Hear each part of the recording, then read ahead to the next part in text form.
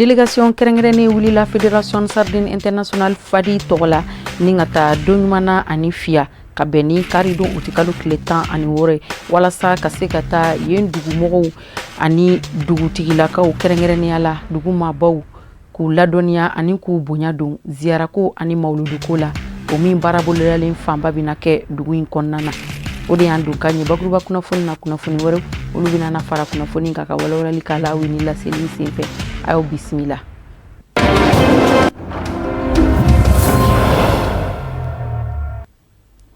An balima bamanankan mɛnna Mali kɔnɔ ani Mali kɔ kan waleɲuman foli bɛ ɲɛsin kelen-kelen na bɛɛ lajɛlen ma fɛn faw seyɔrɔ la ka fɔ ɲɛna aw bisimila aw ka bi bamanankan kunnafoni sɔrɔlen kɛnɛ kan min bɛna walawalali caman kɛ aw ye Mali kunnafoniyaw la ani diɲɛ fan wɛrɛ kunnafoniyaw la i n'a fɔ komi an ye aw tulo lasɔmi ka ban. Délégation spéciale ni o ye délégation kɛrɛnkɛrɛnnen o jamakulu wulila Fédération Sardine International Fadi tɔgɔla ka taa don ɲumana ani fiya a kɛra karidon uti kalo tile 16 Tama ɲɛkun tun bɛ Fadi lakɔlɔsilikɛla o bolo kɛrɛnkɛrɛnnenya la ko labɛnba jɛkulu tɔgɔ la kɔlɔsilikɛla ni o ye superviseur ye ale de tun bɛ taama ɲɛkun na laɲini tun ye fɛn min ye ka se ka taa don ɲumana ani fiya maabaw kunnafoniya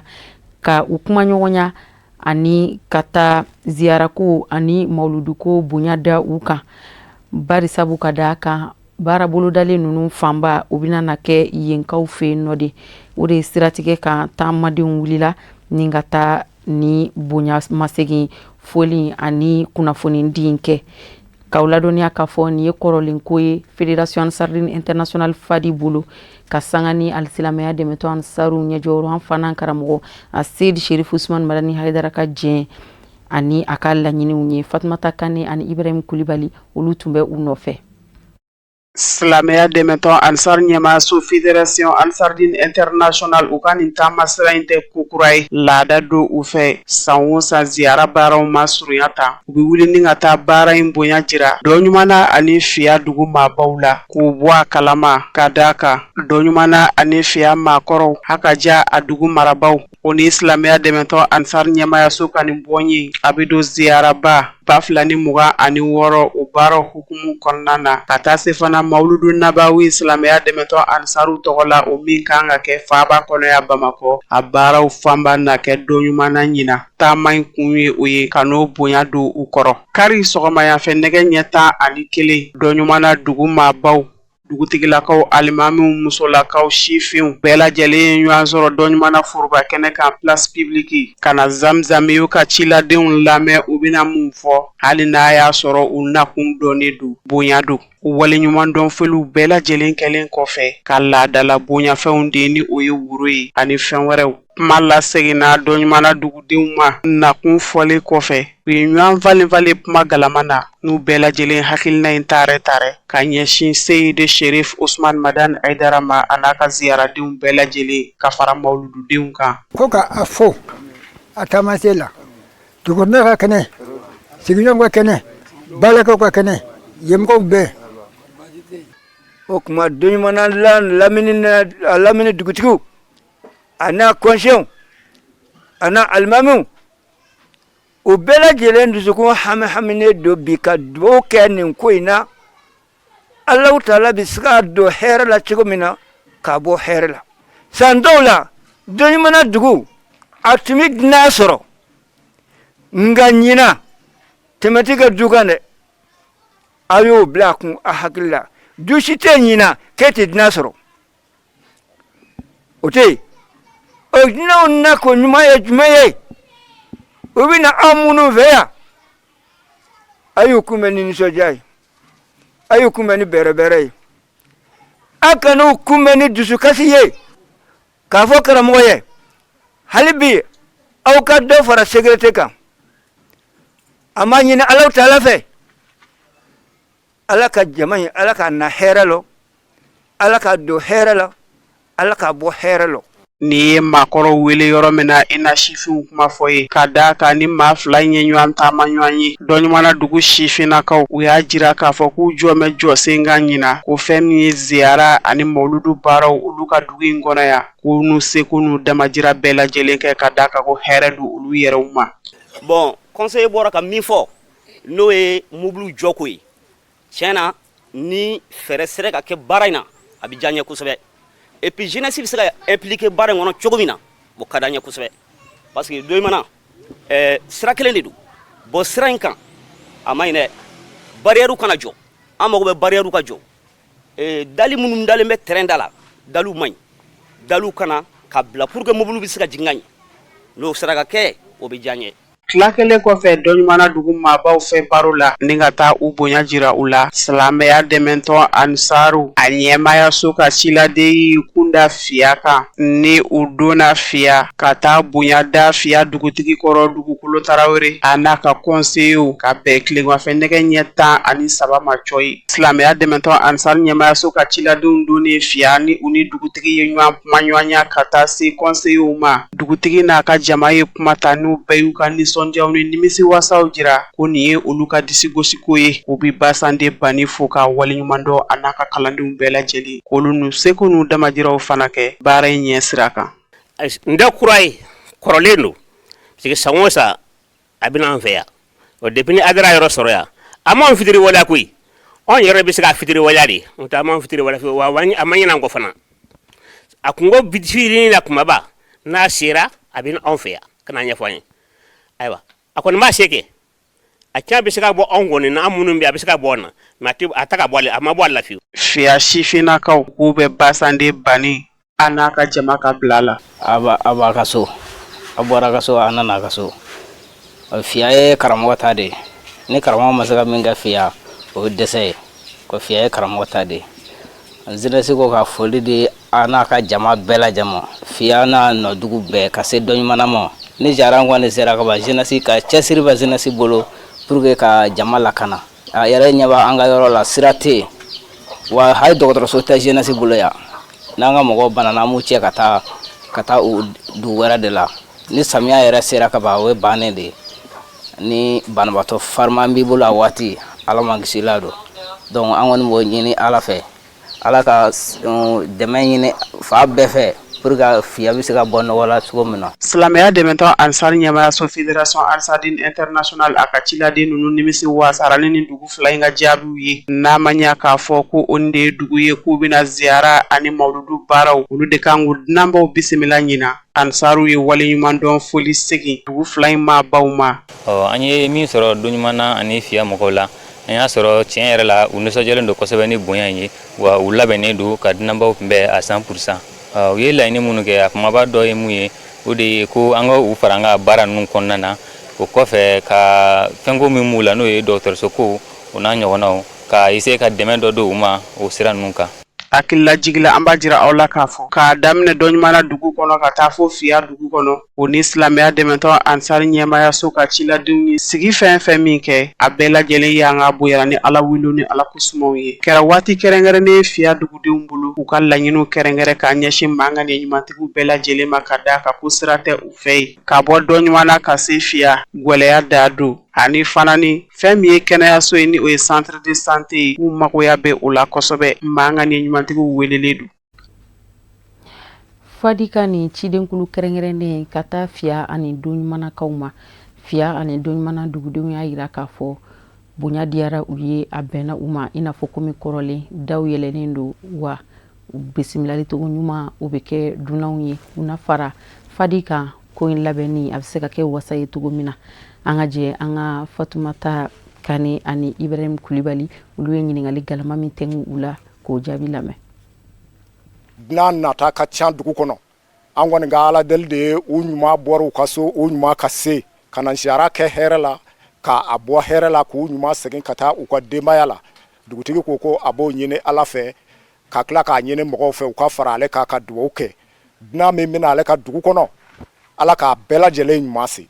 k'a tila k'a bɛɛ lajɛlen ɲuman segin ka taa a ka so ziyara ye ala k'a don hɛrɛ la k'a bɔ hɛrɛ la ko a bɛ tila ka dugawu kɛ karamɔgɔ ye n'o ye Aidara ye ko a bɛ jama min ɲɛfɛ ala k'a mɛn jama ɲɛ kan. Ziyara a donko ɲuman ala ka donko ɲumanya a bɔko ɲuman ala ka bɔko ɲumanya san caman délégation ninnu bɛ na an bɛ foli kɛ o foli minnu kɛra ni basi ma bɔrɔ ala ka ɲinan ta kɛ ten ziyara ta ko ɲuman a bɛ kɛ kun min kama ala k'a ɲa dugu ye ko an ka dugawu bɛ karamɔgɔ ye an ka foli b'a ye wa an kalifa b'a la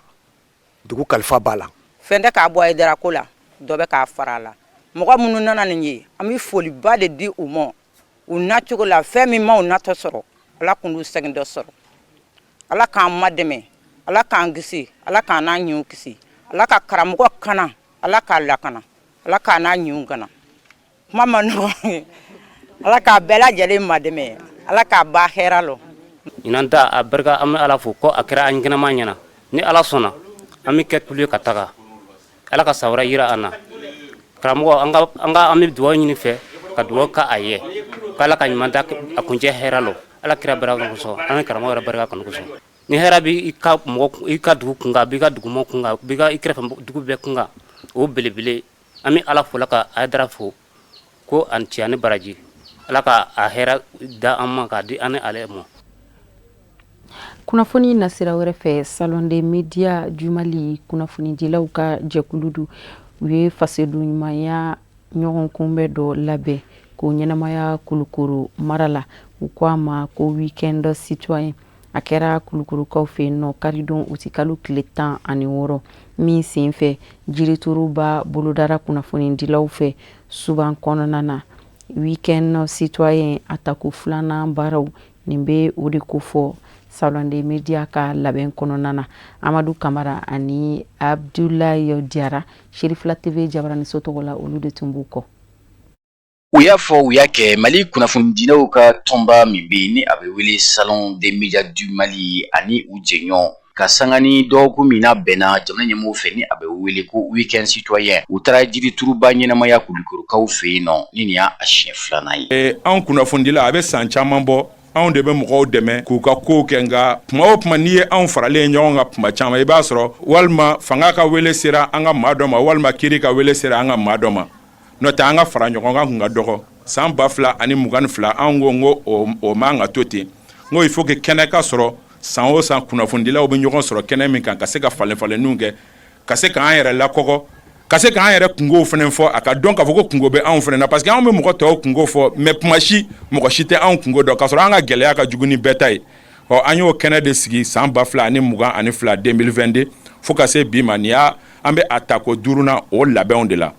nka o Salon des médias o bɛ tile 4 de kɛ nka san kuru kara kɔnɔ Salon des médias tɛ se ka to sigilen ten tɔ an ko an bɛ kɛnɛ dɔ labɛn san o san an bɛ activité wɛrɛw kɛ salon hukumu kɔnɔna la ni o bɛ kɛ fasoden ɲumanya baaraw ye jamana ɲɛmɔgɔw mana fɔ ko ka fasoden baara fɛn o fɛn kɛ anw fɛnɛ bɛ an sen don o la an y'a tɔgɔ da ko week-end citoyen an ye a kunfɔlɔ kɛ Kulukoro y'an yɛrɛ de koyi nka an bɔra Kulukoro an taara Segu fɛnɛ ni Segu ani kunnafonidila 100 ɲɔgɔnna an ye bisi ta ka taa Segu ka taa Marakala baraji la ka périmètre irrigué Office du Niger ka t'o lajɛ ani Office du Niger ɲɛmɔgɔba yɛrɛ baroba kɛ o week-end citoyen nin ye a tako 3nan de ye donc o hukumu kɔnɔ an y'o fɔ n ko nin dɔrɔn tɛ yirituru dɔrɔn tɛ jamana ɲɛmɔgɔw mana fɔ ko baara o baara bɛ jamana taɲɛ an bɛna to k'an sen don o la parce que anw fɛnɛ ni ye jamanaden ɲumanw de i n'a fɔ mɔgɔ tɔw ni jamana ɲɛmɔgɔw ka baara min kɛ an b'o baara kɛ nin y'o baara dɔ ye nin jɛkuluba in ni a bɛ kunnafonidilanganaw fara ɲɔgɔn kan u taara Kulukoro nin dɔgɔkun kɔnɔna na min bato ka taa jirituruba boloda ka sanga ni unu dɛmɛbagaw ka tɛgɛ di ɲɔgɔn ma ye Kulukoro yɔrɔ min bɛ ni a bɛ wele ko Suban u ye jirituru in kɛ yen nɔ de ye a kɛra nisɔndiya ani farifoni caman kɔnɔna na ni anw ma fɛnba de ye Mali kunnafonidila bɛɛ k'i ɲɛsin Kulukoro ma k'a fɔ k'u bɛna yirituru kɛ yan nɔ anw bolo o ye fɛnba de ye ka kunnafonidilaw fo kosɛbɛ k'a f'u ɲɛna n'Ala ka jɛ ye anw ni jeunesse ani Suban dugutigilakaw an bɛna fara ɲɔgɔn kan ni yɔrɔ kɔni ni a clôturer la donc pour que ka mɔgɔ ɲini ka bila a kɔrɔ min bɛ veiller a kan min y'a sɔnni ye k'o ta en charge hali n'o y'a sɔrɔ mairie bɛ a ka gardien kelen de bɔ yen nɔ ka n'o bila uniquement pour la supervision n'Ala sɔnna ma yiri ninnu tɛ kɛ fu ye an b'an janto yiri ninnu na donc ka u fo ka kunnafonidilaw fo kosɛbɛ u ka nin hakilina tali la min ye yiri turuli ye an bɛɛ ɲɛ b'a la san tɛmɛnɛw la bi dun n'an ko le 16 août o 16 août tun b'an sɔrɔ ji de kɔrɔ mais changement climatique kelen don k'a kɛ de telle sorte que tile tɔ de bɛ ka farinya ka taa fɛ donc k'a ɲini bɛɛ lajɛlen fɛ bɛɛ ka yiri turu kunnafonidilaw ka kɛ kulu kelen ye jamana kɔnɔ o bɛ taa ɲɛ de yira o de kadara kɔnɔna na nin jɛkulu in u ye nin hakilina in boloda kulikorokaw fɛ yen min b'a to u fana bɛ se ka u seko n'u damayira kɛ jamanajɔ la cogo min na u taara nin jirituruba in boloda ni a kun tɛ fɛn wɛrɛ min b'a to kungo ja u fana bɛ se ka u se kɛ u kɛlɛli la cogo min na. Jirituru fɛn ɲɛnama de don mais ka yiri kɛ jiri la don o don sɔgɔma fo a ka se mɔgɔ kana sigi a suma na ayiwa o fana o de cɛ ka ɲi kosɛbɛ o de ye laɲini yɛrɛ dɔnnikɛla b'a dɔ fɔ ko mɔgɔ min ye yiri turu a ka diɲɛlatigɛ la vraiment a m'a kɛ gansan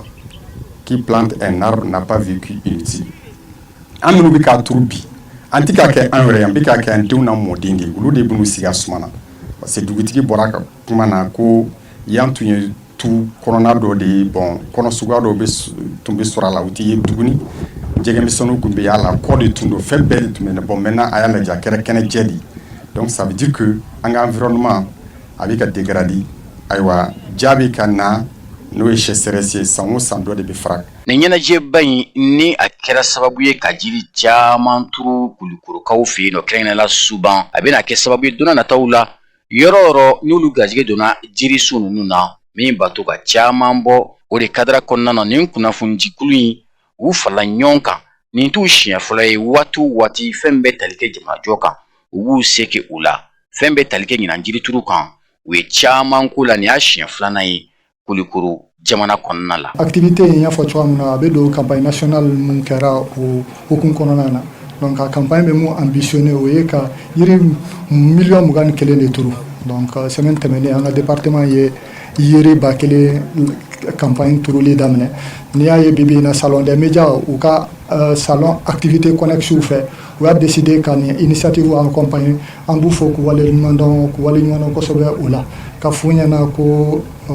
département est très satisfait de cette action citoyenne là et les encourage tous les autres acteurs du secteur vraiment journalistes ou tɔw minnu bɛ yan nɔ olu fɛnɛ ka nin initiative in accompagner. La donna k'a fɔ nin baaraba in a kun cɛra ni jirituru baw ye ni ka tila k'a jira k'a fɔ kunnafoni di o tɛ jirituru bali n'a ma ye k'a fɔ i ye fasoden ɲuman ye i fana k'i niyɔrɔ ta kɛ o de sababu la kulukorokaw garijɛgɛ donna salon des médias du Mali maaw la. Kunnafoni na sira wɛrɛ fɛ Burkina alisilamɛya dɛmɛtɔn Ansaru ka bureau national a ɲɛmɔgɔw u ye sigi labɛn ka lajɛrɛ bakɛ convention nationale labɛn kɛra ka bɛn san 2026 tɔgɔ la ka kɔn mawuludu ba baaraw ɲɛ convention in kɛnɛ kan ADN Burkina Faso section sous-section ka fara komitew kan a bɛɛ lajɛlen mɔgɔw ye ɲɔgɔn sɔrɔ kɛnɛ in kɔnɔna na walasa ka se ka na tɔn kunkanko kuma ɲɛfɔ Abdul Karim Sako u bɛna na an ka lasigiden kɛrɛnkɛrɛnnen Laseni Sidibe ka jatalenw ɲɛfɔ. Burkina Ansardine National n'o ye Burkina ADN ye olu y'u ka sigiba laban kɛ n'o ye sigi 6nan ye u ko min ma convention ni o baaraw kɛra u fɛ ka kɔn ɲina mawuludu baaraw nun donni ɲɛ san 2026 sigi in kɛra sababu ye tɔn bolo fɔlɔ bɛ Burkina fan o fan u bɛɛ lajɛlen na sigi la ɲɛnɛmaya n'o ye ni convention ye baara bolodalen min n'u kumana o kan u y'a yira k'a fɔ baara caman kun bɛ u bolo min bolodalen kun don kabini salon mawuludu waati tɛmɛnen kɔfɛ o dɔ ye k'a fɔ radio so u y'o ɲini o fréquence o sɔrɔ la wa ko ka se ka baara yɔrɔ dɔ fɛnɛ dayɛlɛ n'o ye usine ye cogo min na malo bɛ se ka kan yɔrɔ min na o machine fɛnɛ sanna a tɔ ye baara ka daminɛ ko caman wɛrɛ bolodalen kun bɛ u fɛ kɛrɛnkɛrɛnya ma musakaw n'o ye sarali sira ye ko wa tɔndenw bɛɛ lajɛlen u se n'u damayira kɛ o fɛnɛ na cɛw fara musow kan. Tiɲɛ yɛrɛ la musow ye baara kɛ faamuyariw bɛ cɛsiriw kɛra ni Alaw tala ka diɲɛ ye bari an ye baaraw fɔ mɔgɔw ye cogo min na n'Ala ka diɲɛ ye caman nana u t'a bɔra sira ma mais dugu damadamani de kɛra ka sababu kɛ degun min bɛ jamana kɔnɔ Burkina Faso bɛɛ ɲɛ b'ara o dugu damaniw ma se ka baara ɲɛnaman kɛ donc toujours an bɛ dugawu ɲini na Ala bɛ se ka nin dagajugu in ta ka bɔ an dara ka jamana basigi an yɛrɛ nisɔndiyara kosɛbɛ bari an ye jate mun sɔrɔ k'u ta siraw kan an yɛrɛ y'a lɔ cɛsiriw bɛ yen bari caman y'a faamu muso caman ye effort kɛ an ka k'u ta siraw kan caman y'o seko kɛ na Alaw tala ka diɲɛ an yɛrɛ nisɔndiyara. An ka udu karamɔgɔ min yɛrɛ bi o yɔrɔ la n'o ye Ustaz Alasani ka bɔ Kawulu ale fana y'a seko bɛɛ kɛ ka wuli ka tournée kɛ o kɔfɛ tonden bureau mɔgɔ fɛn o fɛn e bi a dɔn an ka ni province in kɔnɔ bɛɛ bɛɛ wulila ka jɔ ka se ka kuma a ka mara tondenw fɛ a ka dugu tondenw fɛ mun kosɔn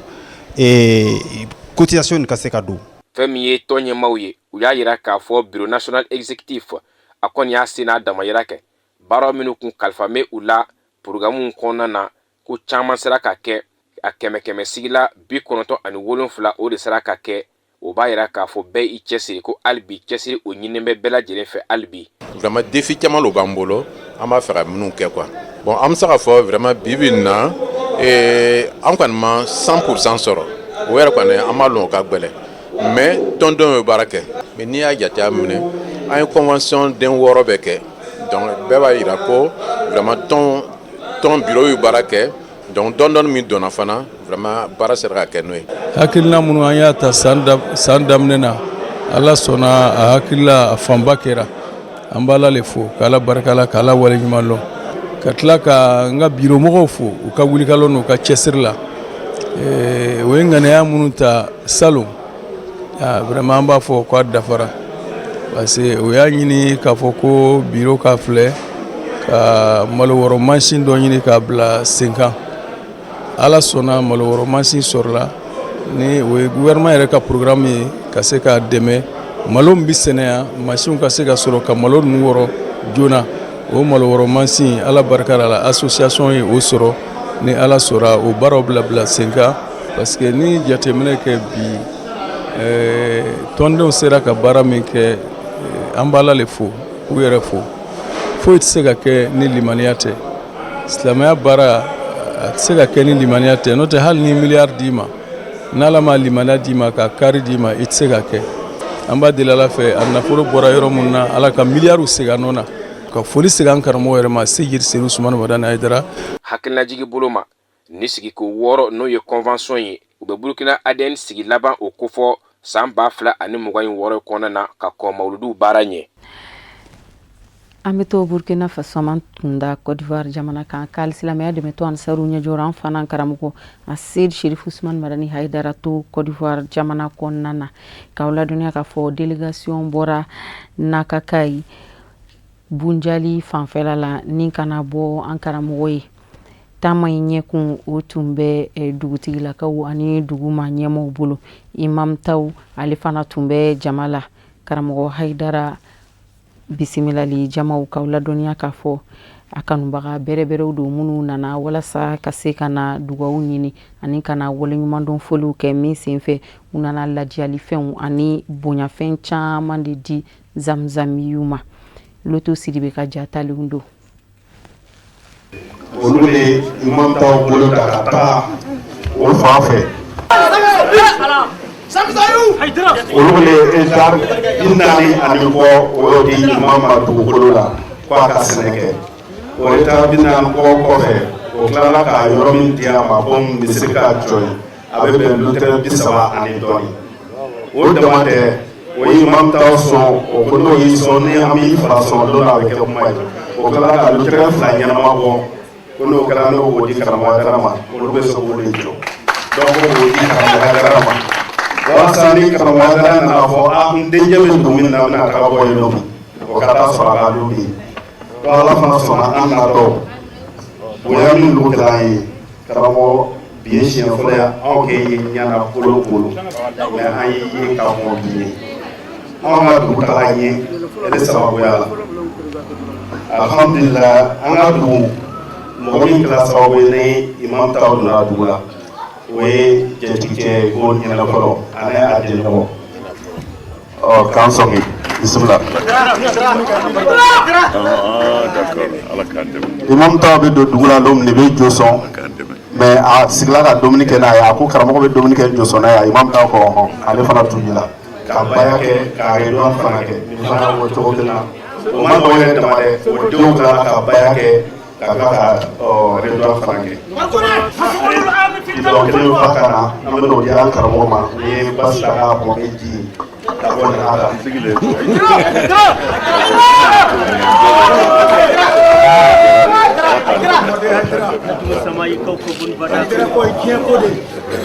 Donc, o tɔmi baara min kɔfɛ a tilala ka misiri jɔ an ye misiri min ka barika ka bon kosɛbɛ a bɛ taa mɔgɔ 100 fɔ walima mɔgɔ 100 fɔ ni dugu bɛ dun i n'a bɛ misiw fɛn o fɛn na kɔfɛ a bɛ bɔ n'a kan kisatigiw ka ca o la o natɔ Aidara fɔlɔ ka kisa dacogo tɛ o ye kisaw ta yɛrɛ ye ɲɔgɔn taw ka kuma kama ko Aidara ko olu fana ye kisa ta donc bɛɛ nana ko bɛna an karamɔgɔ fo cɛkɔrɔba fana ye sɛbɛnw ka fɛn caman di a fɔlɔ ye an bɛ an ka ɲɛmɔgɔw bonya ni fan min ye n'o ye jamanatigiw masaw o k'o fan di ko k'a di karamɔgɔ Aidara ma ani bere ko k'o di an karamɔgɔ ma.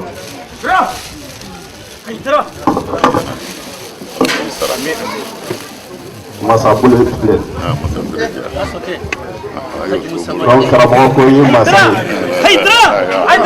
masa ka masa k'o ye karamɔgɔ Aidara ye n bɛ Ala tanu k'a barikada karamɔgɔ Ala k'i sara karamɔgɔ Ala k'i sara karamɔgɔ hali n'Ala danna ninnu ma walahi bilahi i ko ele tɛ dɛ i kɔ garanti la baara min bɛ fɔla nin a bɛ sɔn de a sɔnni bɔra la dɔn 3 de nana hakɛ kama an ka 3 bɛɛ bɔ a la a 3 bɛɛ a tun bɛ sɔn de a banna mɔgɔ 1 tuli dugu in kɔnɔ ani mɔgɔ 100 tuli duguba kɔnɔ a bɛɛ kelen karamɔgɔ mɔgɔ min tulila a bɛ mɔgɔ 60 ni kɔ bi tuli sɛbɛ la il faut k'i barikada komi kuma ka gɛlɛ an nana ni bonya min ye o la n y'a laɲini ta karamɔgɔ ye misi 10 di ma misi muso 10 4 bɛ yen ni samiya banna n bɛ 6 de fara kan ani misi cɛ 2 dugutigi ka 1 di a balimacɛ ka 1 di donc misi 10 ani 2 o ye foro min di yan n ye hectare 10 bɔ karamɔgɔ n y'a di ma an bɛna taa misi ɲɔgɔn kɔnɔ k'a fɔ an b'a da mɔgɔ kɔnɔ o tɛ dɛ an ni dugumɔgɔw bɛna misi in labɛn an ye 2 kelen bɔ a bɛ yan ko karamɔgɔ misi ko in bɛna to ale de bolo yanni san wɛrɛ n ka mawuludu bɛ nana n'a nana n bɛna o dugu ɲɛmɔgɔw wele u ka taa seereya jɔ misi ninnu na alhamdulilayi ala min barika la ɲinan n ye tracteur san tracteur bɛ n bolo n y'o san ala min barika la n ye fɛn min di ma n bɛ ala halala misi min fana n'a halala i ni ce ala k'i san. ne bɛ imam taw fo nin bɛ sibiri la nana n filɛ ni taw ye ko ala de ka nana ka tangale o ni sabari ka a di a ma a ye sigiyɔrɔ sɔrɔ olu y'a fɔ a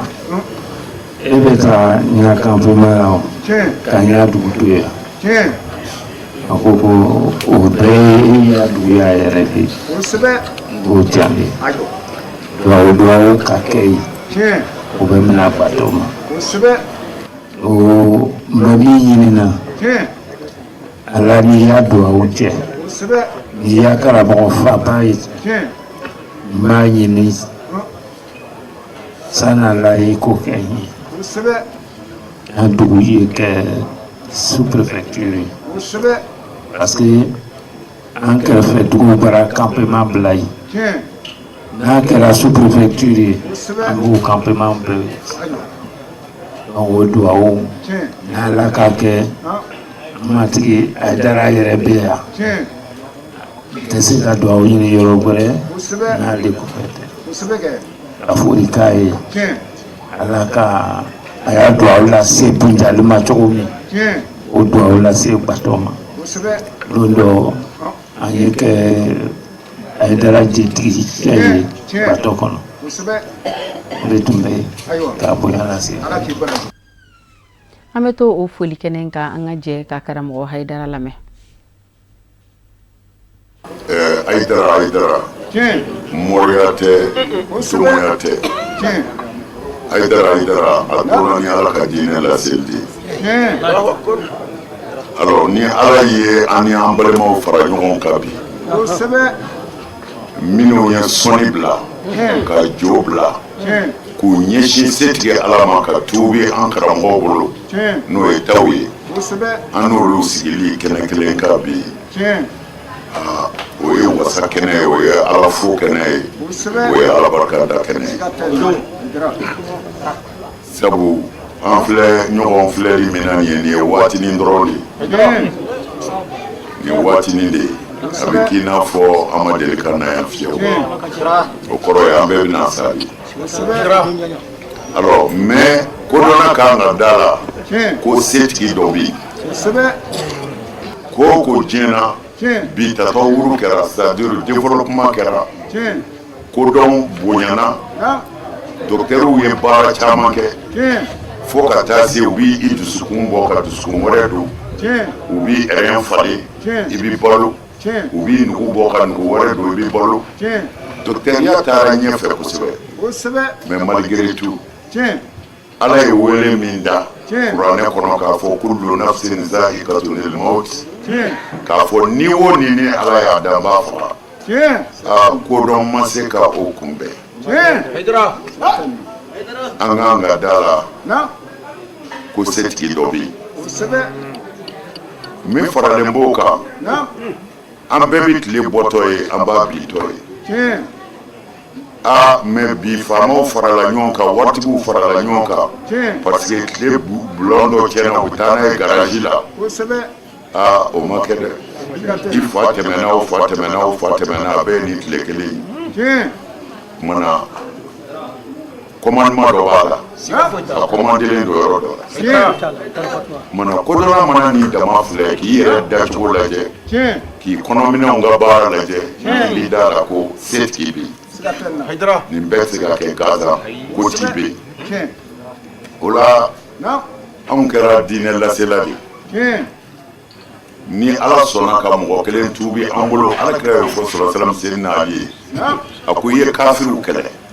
i ye ala juguw kɛlɛ i ser'u la fana i ye koba kɛ ko mɛ mɔgɔ kelen ka tuubi i bolo bere tɛ muru tɛ k'o ka di ala ye a y'o nafa fɔ ka se yɔrɔ la hadisa nasiraw la u ti kelen ye nka nafabaw de don mɔgɔ kelen dɔrɔn ka tuubi i bolo alors taw an sigilen bɛ nin kɛnɛ in de kan ɲɔ tɛ mɔgɔ dama min tuubira a bolo ka kɔn nin kɛnɛ in ɲɛ o ka ca jɛngɛnen dama min tilenna hali ni taw t'olu yɛrɛ dɔn ni ala b'u dɔn o ka ca bi n'an sigira nin kɛnɛ in ka taw tɔgɔ la balatigiw ye bala fɔ o ye laada de ye sinɛfɔw dama ka laada tɛ dɛ o ye laada ye yɔrɔ caman na dɛ maa caman n fa ye bala dɔn o ye wulibali ye diinɛ ko t'o la dɛ alors u ye bala duman fɔ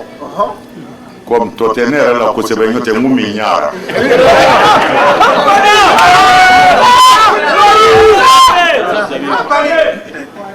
an b'a fɔ balatigiw ye maaya tɛ se ka taa ɲɛnajɛ kɔ nkalon don nkalonfin bɛɛ n'i ka ɲɛnajɛkɛlan don bɛɛ n'i ka ɲɛnajɛ cogo don sariya bɛ min ta dɔrɔn ɲɛnajɛ min bɛ bɔ sariya ka kadiri kɔnɔ sariya b'a fɔ ko k'a segin k'a bila ale ka kadiri kɔnɔ mais sariya t'a fɔ fiyewu ko ɲɛnajɛ ye haramu ye parce que mɔgɔya ye halala ye mɔgɔya tɛ se ka taa ɲɛnajɛ kɔ an b'a fɔ an kun fɛ ni maa min ka limaniya bonyana ka ɲɛnajɛ haramu i bɛ tila ka tuubi de nka n'i ye ɲɛnajɛ kɛcogoya dɔ haramu o b'i lajɛ o b'i lajɛ. O de b'an sɛnsɛn ka diɲɛ fan wɛrɛ kunnafoniyaw lasɔrɔ an ka jɛ ka Musa Fɔnba lamɛn.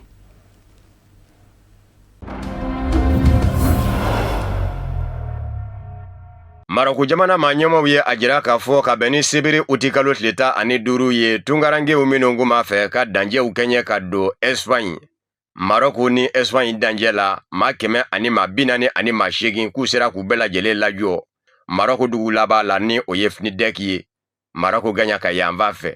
U kun gɛn kun bɛ k'u kunda nazarala yanfa ka ni Espagne dugu min ye o ye Ceuta ye. Finidɛka marabolo maa ɲɛma dɔ ye a jira laseli la k'a fɔ tunkaranke 128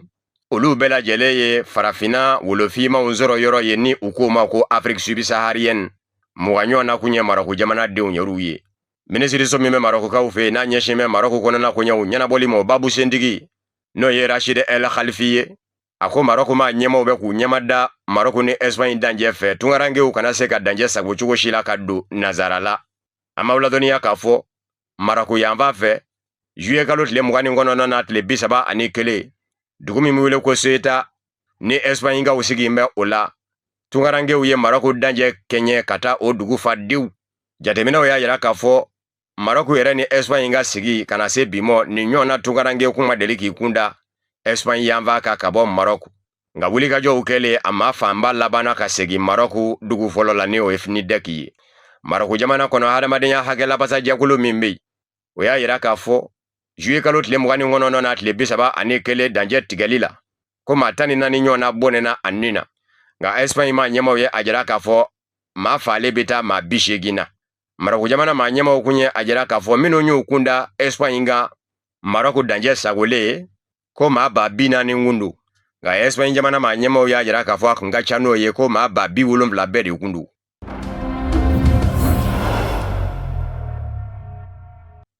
Libi duguba filanan Benghazi Maréchal Khalifa Haftar bɛ ka fa min mara n'a ma ɲɛ ko Libi kilan bɛ fila ye kɔrɛ yanfan ni tile bi. Chadi jamana lasigidenso min da yɛlɛn bɛ Benghazi o lasigiden bɛ wuli ka jɔ la min bɛ se ka to Chadi ka den minnu minɛn bɛ Benghazi kaso la kaso min bɛ wele ko Kanfuda n'a maa bɛ taa maa 100 ani maa 70 ani maa 3 la Chadi jamana denw na u bɛ se ka bila cogo min. U caman minɛ kun kɛra Benghazi fanga fɛ k'a fɔ u ma don Libi jamana kɔnɔ sariya kɔnɔ. Caman sen bɛ ka labila u la ka sanga ni Chadi ma ɲɛmaw ka wuli ka jɔ ye. Maa 100 ani maa 70 ani maa 3 minnu minɛnen kun don Chadi jamana denw na Libi duguba filanan na Benghazi 73 ani 3 bɛɛ lajɛlen sera ka sɛgɛsɛgɛ kɛnɛya tigilamɔgɔw fɛ ni ka fura d'u ma 51 labila bɛ ka ban. Chadi ma ɲɛmaw bɛ wuli ka jɔ la Benghazi jamana kɔrɔ yanfan fanga ma ɲɛmaw dafɛ min bɛ se ka to maa minɛnen tɔw bɛ se labila. Chadi ni Libi bɛ dancɛ la a bɛ san caman bɔ Chadi jamanadenw kunda yɔrɔ kun ye Libi jamana ye fɛn ɲini na sira fɛ tunganata na sira fɛ. Wa Chadi kelen kundo ye farafina ma wolofimaw sɔrɔ yɔrɔ n'u ko ma ko Afrique subsaharienne a den caman kun bɛ taa Libi fɛn ɲini na n'a ma ɲɛ ko Libi ye taji jamana ye. U mago bɛ se ka se baarakɛlaw minnu ma u ka forow la o n'a ɲɔgɔnnaw wali kelen nakɔw la. Ma wolofima ninnu kun bɛ to baara kɛ Libi ka denw ye ka nafolo ɲini ka segin faso rɔ. Nka kabini Muammar Gaddafi kunduna san 2011 Libi jamana cira lakanabaliya ɲɔɲana fanga bonda jɔlen tɛ Libi jamana kɔnɔ bilen. O kɛra sababu ye ka dancɛ lakɔlɔsi fɛnɛ sɛbɛkɔrɔ gwɛlɛya Libi jamana bolo minnu y'a kanu ka taa fɔ nazara la olu dɔw y'u tɛmɛnsira kɛ Libi jamana ye.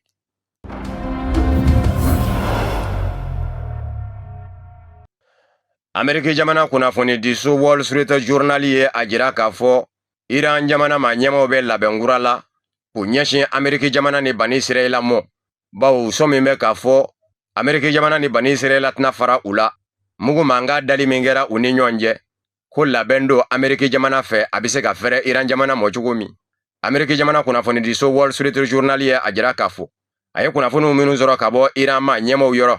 o ye k'a fɔ bi in na Iran jamana ma ɲɛmaw u y'a ye k'a fɔ tɛgɛnɔbila kɛra bɛnkan sɛbɛn min na u ni Ameriki jamana cɛ ka mugu mankan da juin kalo tɛmɛnen camancɛ ko Ameriki jamana ma ɲɛmaw y'a dabɔ de kɛlɛ kɛ mɛ ka degun min se diɲɛ sɔrɔ mɔ o degun in bɛ se ka yongo diɲɛ kunna olu yɛrɛ bɛ se k'u labɛn kura ye Iran jamana kama cogo min. Wall Street Journal kunnafoni diso Ameriki halibi a ko Iran jamana ma ɲɛmaw bɛ labɛn min na kɛlɛbolo kɛrɛnkɛrɛnnen min bɛ Iran jamana kɔnɔ ni o ye corps des gardiens de la révolution islamique ye ko bɛɛ lajɛlen bila bɛ o ka bolo kan. Jamana tɔgɔla surasiya min bɛ yen kɛlɛbolo kɛrɛnkɛrɛnnen corps des gardiens de la révolution islamique bɛ ka olu fɛnɛ kɔrɔ dun kɛrɛnkɛrɛnnen ɲɛna Iran jamana kɛlɛcɛ gwɛlɛnw walikelen ɲɛnatigɛw minnu bɛ surasiya kɔnɔ n'u ye Iran ni Iraki kɛlɛ kɛ don dɛmɛnenw na ni kɛlɛ ɲɛdɔ bɛ u la olu de tun bɛ k'u bila jɔyɔrɔbaw la Iran surasiya kɔnɔ bi minnu tɛ tɔli kɛlɛ yɛrɛ de mɔ. Iran jamana ma ɲɛmaw tɛ ka da o mɔ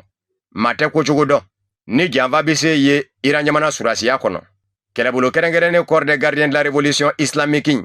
n'a n'u dulonnen don Iran jamana diinɛ ɲɛmaaba la Mojtaba Khamenei a bɛ to ka sɛgɛsɛgɛli kɛ Iran jamana surasiya kɔnɔ ka maaw suruku taama minnu bɛ se ka jamana janfa ka Iran jamana feere Amérique jamana mɔ k'olu ka koɲɛw ɲɛdɔn Iran jamana surasiya kɔnɔ ko corps des gardiens de la révolution islamique kɛlɛbolo kɛrɛnkɛrɛnnen ka baara dɔ bɛn bɛ o fɛnɛ mɔ wa min ye u ka mugufilitaw ye n'o ye misili ye ani droni Iran jamana bɛ k'o sɛbɛkɔrɔ dilan ka caya tun wa ko Iran jamana ma ɲɛmaaw kɛmɛ k'u kanbɔ u dɛmɛbaaw mɔ Iraki maramafɛntigiw minnu bɛ yen ni olu ni Iran jamana ye taasara kelen ye silamɛya diinɛ na Shia ani Yemen Hutiw u y'u kanbɔ olu bɛɛ lajɛlen mɔ u k'u labɛn ni tabilara forobamugu la olu fɛnɛ seko ye min ye u ka fan fɛ ka ɲɛsin Amérique jamana daga yɔrɔw mɔ Iraki kɔnɔ Iran jamana dɛmɛ jɛkulu min ni maramafɛn bɛ ɲɔgɔn na ye ni Shia jɛkulu don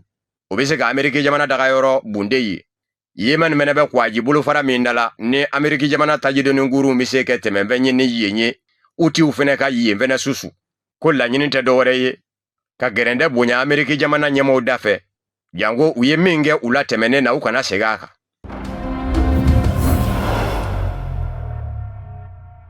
tɛgɛnɔbila kɛra bɛnkan min na jamana saba cɛ Saudiya jamana kɔnɔ kɛrɛnkɛrɛnnen ɲɛna Maka Saudiya ma ɲɛmɔgɔw Pakistan ma ɲɛmɔgɔw ni Turki ma ɲɛmɔgɔw cɛ bɛnkan in ni e jamana o jamana n'a jari ye i bɛ se ka na ka don bɛnkan in kɔnɔ hali ni Iran jamana ma ɲɛmɔgɔw jɛna n'a ye u bɛ se ka na fara u kan nin ye Pakistankaw ka lasigiden ka kuma ye Pakistan tɔgɔla Irisila jamana faaba la Moscou n'o ye Faisal Niaza Tirmizi ye ani Irisila kunnafoni de sira tasi cɛ ma mena ni ɲininkali tɛnkunna la Irisila duguba la Moscou yala a ka nin bɛnkan min tɛgɛnɔbilalen filɛ nin y'a jamana sabaw cɛ Saudiya Pakistan ani Turki Iran jamana bɛ se ka don wa a ko awɔ Iran jamana bɛ se ka fara an kan Iran jamana kelen tɛ jamana o jamana n'i y'a kanu an dafɛla la ka fara an kan dayɛlɛn b'i ye ko a ka dɔn k'a fɔ olu jamana saba ka bɛnkan min ni u y'a tɛgɛnɔbila a dabɔkun de ye bɛn ni basigi ye u ka jamanaw mɔ u ma sigi k'a fɔ u b'a fɛ ka taa bi jamana dɔ kan wali kelen ka jamana dɔ kɛlɛ a ma ladɔnniya k'a fɔ Saudiya masakɛ ka wolokansigi n'o ye Mohammed Ben Salman ye ani Turki jamana ɲɛmaa Recep Tayyip Erdogan ka taa se Pakistan minisiri ɲɛmaa Shehbaz Sharif mɔ u ti kalo tile 7 tɛmɛnen Saudiya kɔnɔ Maka kɛrɛnkɛrɛnni ɲɛna u ye tɛgɛnɔ bila bɛnkan sɛbɛn la bɛnkan sɛbɛn kɔnɔ kuma kɛmɛ ka jira k'a fɔ ni jugu bira jamana dɔ la kelen kan jamana sabaw la a bina fɔ a bira jamana tɔ filaw kan u bi jɛ ka kɛlɛ o fɛnɛ dafɛ Iran jamana surasiya y'a jira k'a fɔ e ma o ma Iran jamana denna ni sera ka Amérique jamana surasi dɔ fa wali kelen sera ka Amérique jamana surasi dɔ minɛ bawo Amérique jamana ɲɛmaa Donald Trump ko a laban bi don Iran jamana kɔnɔ ni surasiw ye hali n'a bi to k'a fɔ k'a tɛna kɛ maa tɛ kojugu dɔ a dɔw la a daminɛ b'a fɛ ka ban o kuma ye jamanaden o jamanaden Iran ni ye Amérique jamana surasi dɔ fa wali kelen k'a minɛ dolari wari 30,000 y'i ta ye o bɛ bɛn Iran jamana wari dunda riyal miliyari 50 mɔ Iran jamana surasiya ɲɛmaaba ni o ye Amir Atami ye a ye kɔrɔfɔ in lase a ko n'a ma ɲɛ k'a fɔ Iran jamana den maa fanba bɛ k'a jira k'a fɔ a ka di ye sen ka ye kɛlɛ lɔ wa hakilina jari ye k'u kɛmɛ ka baara bolo da cogoya dɔrɔ ɲaamin di don a rɔ cogo min nɔ e maa o maa kɔni ma na kɛ sababu ye ka Amérique jamana surasi dɔ fa Iran wali kelen k'a dɔ ɲɛnama minɛ Iran jamana surasiya kɛmɛ ka sarati k'a di mɔ k'a fɔ dolari wari dalasi 30,000 o y'i ta ye wa ko Iran jamana musow minnu ma na kɛ dusukolotigiw ye ka Amérique jamana surasi dɔ fa wali kelen k'a minɛ dolari wari 30,000 in a sigiyɔrɔma 2 de bi ta ka di mɔ ni ye musolaka ye kɔrɔfɔ in lasera Iran jamana jabaraninsoba la Iran jamana surasiya fɛ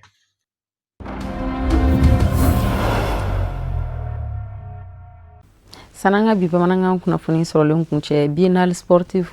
a kun cɛra karidon uti kalo tile 16 sanba 2026 palais des sports salamata maiga kɔnɔna Bamako de y'i jɔ ni niyɔrɔ saraba ye a ka jɔnjɔn médaille 19 Yusuf Kulibali ale bɛna ɲɛfɔli k'an ye biennale sportif sanba 2026 tulongo bɛɛ lajɛlen kun cɛla a kɛra tulonkɛba ye farisonanjɛw bɛɛ lajɛlen laban na n'o tɛ farisonanjɛ sufɔya 5 ye Bamakɔ y'i jɔ jɔyɔrɔ fɔlɔ la ni pempe sanama 8 ye warijɛ 4 zirama 7 wali a fɔ Bamakɔ ye jɔnjɔn 19 sɔrɔ kɛnɛ in kan Sikaso marabolo bɛ da Bamakɔ kan pempe sanuma 3 warijɛma o 5 zirama 2 wali médaille 10 Sikasokaw y'o sɔrɔ. Jɔyɔrɔ sabanan o labana Joyilakaw bolo o ye penpen sanama 3 de sɔrɔ. Dankɔrɔba minnu yela kɛnɛ in kɔnɔ ka kɛ n'o ka kɛwale n'o ka cɛsiriw ye jɔnjɔn dila a kelen-kelen bɛɛ lajɛlen ma. Wa ta bannen ye délégation minnu bɔla marabolow kɔnɔ o kun bilala arrondissement 7 ka jatigiya minɛnw kɔnɔ o y'a k'a fɔ ko dunanjugula ka ɲa o fana ye jɔnjɔn di o ka jatigiw ma. Kɛnɛ in kɔnɔ jɔnjɔn kɛrɛnkɛrɛnli dila an ka jamana maa ɲɛmaa ma général d'armée Assimi Goïta ka da kan o de kɛra sababu ye nin ka nin kura don biennale sportive la walasa sifinakaw ka se ka ɲɔgɔn sɔrɔ kɛnɛ kelen kana na nin ka Mali baara ɲɔgɔn fɛ. Bi ni biennale kuma kɛ an b'a fɔ k'a kun kan ka kɛ a b'a kalama biennale jɔra ka bɔ jamana in kɔnɔ u faralen ɲɔgɔn kan o kɛra san 1988 ka daminɛ don ma ka se bi ma o ye san 38 ye biennale sportive k'a danna o danna san 1983 donc o san 43 ye ɲinan mun de nana n'a hakilina ye jamanakuntigi a ko vraiment n'ale ka baara tiɲɛna ni denmisɛnninw m'ale dɛmɛ ko ni baara tiɲɛna a tiɲɛna an bɛɛ de parce que ale yɛrɛ ye denmisɛnnin ye o kosɔn a ma sigi depuis a nana don fo bi farikolo ɲɛnajɛ kɛyɔrɔ si tɛ anw bolo ko jamanakuntigi ma taa ka taa yɔrɔ min dilan n'o dilanna ka ban mun tora sisan fo ka ɲɛnajɛ ka taa k'a kɔnɔ o de kɔnɔna la a y'a ɲini anw fɛ san 2024 et 2025 k'an ka taa ka taga région kɔnɔ ka taa lancement kɛ an taara lancement kɛ bi ye biennale phase finale a nana kɛ Bamakɔ aw yɛrɛ an bɛ don min na ko bi région 19 ka taa fara Bamakɔ kan o ye tɔn 20 ye a ɲɛnajɛ kɛbagaw o bɛnna mɔgɔ 1000 ani mɔgɔ 800 ani mɔgɔ 40 de ma o bɛɛ de nana ɲɔgɔn sɔrɔ Bamakɔ avantage ba kɛra mun ye ka b'u ka yɔrɔ la ka Bamakɔ sɔrɔ bɛɛ b'a dɔn bi bi na an bɛ waati min kɔnɔ a ma nɔgɔ jatigɛwale mɔgɔw cayalen bɛ fan bɛɛ siraw fana man ɲi nka o n'a ta o ta denmisɛnninw fara ɲɔgɔn olu ka ɲɛmɔgɔ k'u bɛna wele jaabi ala y'a kɛ o bɛɛ nana Bamakɔ tile 10 nin kɔ kɔnɔ an ye ɲɛnajɛ kɛ a kun cɛra kunkɔrɔta la farikolo ɲɛnajɛw kɛra a kɔnɔ o farikolo ɲɛnajɛ minnu kɛra n'o ye ballontan ye n'o ye basket ye n'o ye jeu d'échecs ye n'o ye siɲɛta ye o n'a ɲɔgɔnnaw caman an y'a ye o kɔnɔna la denmisɛnnin ɲumannin dɔw kun bɔra minnu y'a essayer k'u yɛrɛ yira an hakili la taalen ɲɛfɛ olu n'olu tɔmɔna k'ale ka fédération ma ka baara kɛ n'u ye u bɛna kɛ sɛgɛsi dondo ye sɛgɛsi dondo minnu bɛ se ka Mali kɔnɔna kunkɔrɔta d'an ma Mali kɔ kan ka kunkɔrɔta di fo ka taa diɲɛ kɔnɔ ka kunkɔrɔta di. Bɛɛ de gagnera parce que ni biennale yɛrɛ laɲini kun ye mun ye o ye k'a lajɛ chifu bɛ se ka fara ɲɔgɔn kan ka se ka ɲɔgɔn dɔn u tinw ka don ɲɔgɔn na bon en même temps a b'an dɛmɛ an ka département na talent minnu bɛ yen o ye minnu sera k'u farikolo ɲɛnajɛ sira fɛ ka se k'u yɛrɛ yira ka tɛmɛ tɔw kan ka se ka performance kɛ ka tɛmɛ o kan pour que an ka se k'olu jateminɛ olu bɛ se ka an dɛmɛ cogo min na an bɛ se k'olu dɛmɛ cogo min na walasa don dɔ la olu ka se ka don an ka équipe nationale la donc o bɛɛ lajɛlen kɔfɛ n'a y'a jateminɛ biennale jatigiya kun b'a kɔnɔ an ye arrondissement bɛɛ kelen-kelen an kun ye région dama-damani d'u ma mais a yɛrɛ y'a ye a bɛ bɔ jaw la a bɛ bɔ radiosow la a bɛ bɔ télévision na an y'a ye vraiment jatigiya in a ɲɛna kojugu an kɔni ye mun nɛnɛ a la n'Ala sɔnna ni président kɔni sɔnna nin tɛ dabila bilen an na nin kɛ san fila an na inchallah ni biennale ye pour que jeunes ka continuer k'u ɲɛnajɛ parce que nin kɔni kɛra nisɔndiyaba de ye nisɔndiyaba o ni vraiment mobilisation ba yɛrɛ de ye. Farikolo ɲɛnajɛ jaabiw kɔfɛ biennale sportive kɛra sababu ye denmisɛnnakaw ka kɛnɛya ani soko ni dɔnko fo ka taa se jamanadenya yɛrɛ kanu ma ni k'o bɛɛ lajɛlen bila kɛnɛ kelen kɔnɔ minɛn kelen kɔnɔ o de sɔrɔla biennale sportive min baara in kɔnɔna na. O de fana bɛ dansigi kɛ bi bamanankan kunnafoni sɔrɔlen na minnu sera ka fara ɲɔgɔn kan ka bɛn ni kuma in ye kunnafonidiso ɲɛmɔgɔ su fɛ k'a lase aw ma aw ni cɛw ka ɲamadali la aw k'an bɛn diɲɛ waati wɛrɛ ni Alliance studio k'o kɔnɔ.